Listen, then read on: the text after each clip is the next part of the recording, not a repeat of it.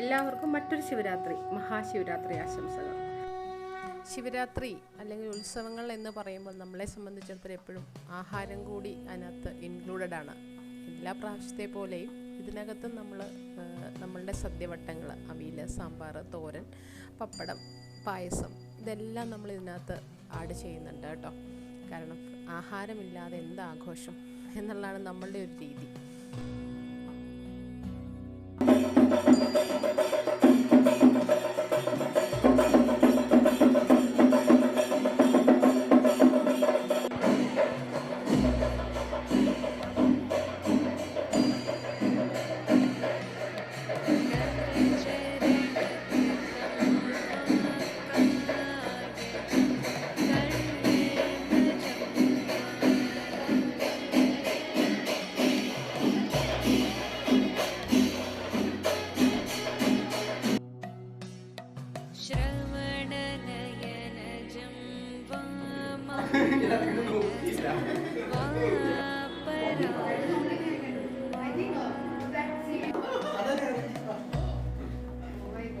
എടി അതങ്ങ് കട്ടനങ്ങ് വലിച്ചിട്ട് മീനു, വെയിൽ വരുന്നില്ല നന്നായിട്ട്